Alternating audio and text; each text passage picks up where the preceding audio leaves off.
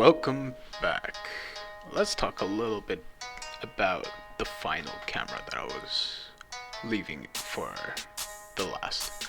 So the final camera is actually called the Player Persecutor camera, and it's a camera that focuses on one specific object and it rotates around it and everything.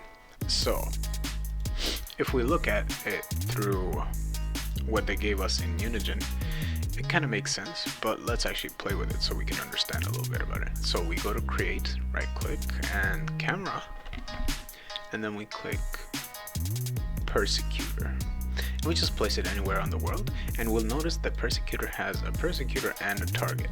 The target's a node dummy, which it defaults to clicking.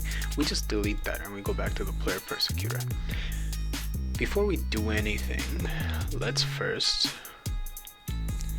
give it a new target node. So we go down here and we give it an object that it's gonna look.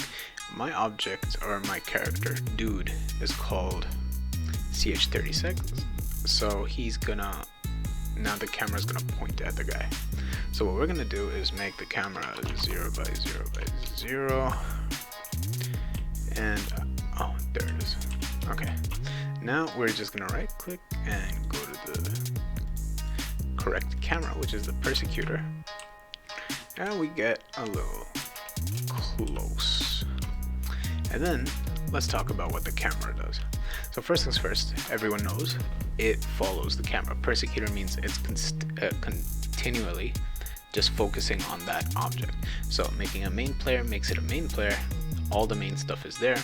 The main connections we have is controlled and collision. We know controlled basically means that you can control with WASD, so you can turn it on and off. Collision would be its basic collision, so it can get hit by other objects, so it doesn't clip through them, but it doesn't affect them at all. The new options we have are the fixed angles, the target node, which we just took, the anchor points, and the rest of the settings. So the minimum distance and the maximum distance basically means how far away it is from the object that it's looking. If we make it a set 5 by 5, it means it's not gonna move. So if we try to like move away, it's gonna automatically push us back into where we were, which is pretty hilarious, but that's what it does. It moves us back exactly where we were automatically because of the distance changes. The minimum theta and the maximum theta is about the rotation of the angle. So how far up and down can it go? So if we were to do a maximum theta of 60 and a minimum theta of, let's say, 0, so it will never go below 0 no matter how far down you are. So let's say if we go down, it will automatically go to 0, and no matter how high up we go, it will lock itself to 60.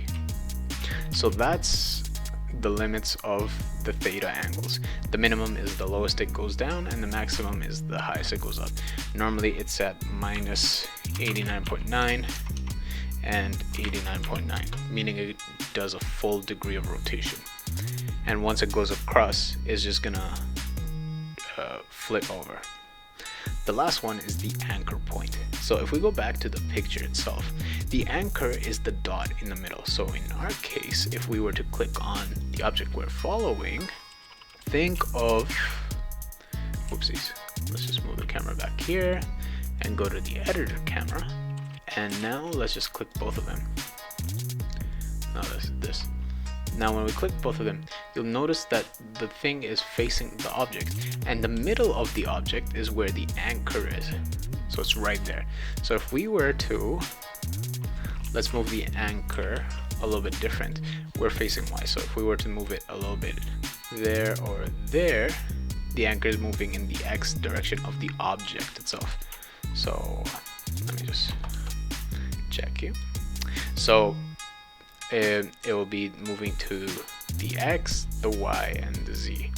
Now everything's in reverse right now, but let's just imagine this is the forward of it.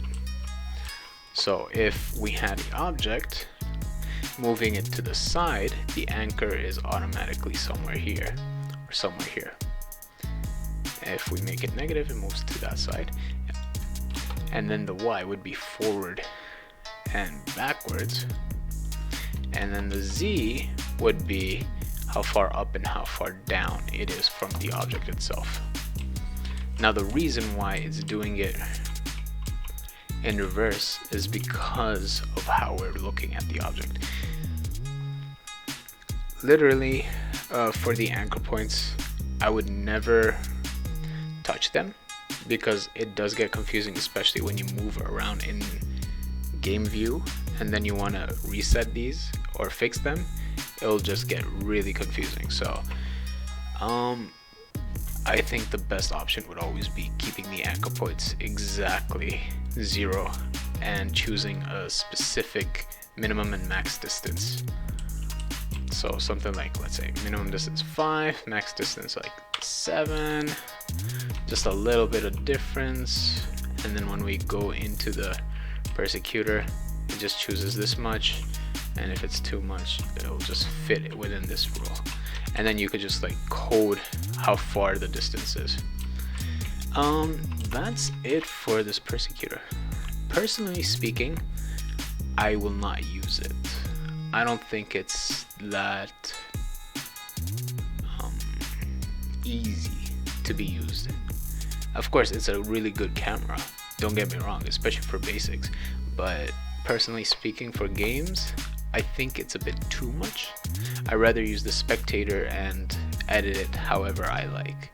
So for now, I guess for basics we'll use the Persecutor, but once I start coding in the camera, you'll see what I'll do. So that's about it. Alright, we'll see you again next time. Goodbye.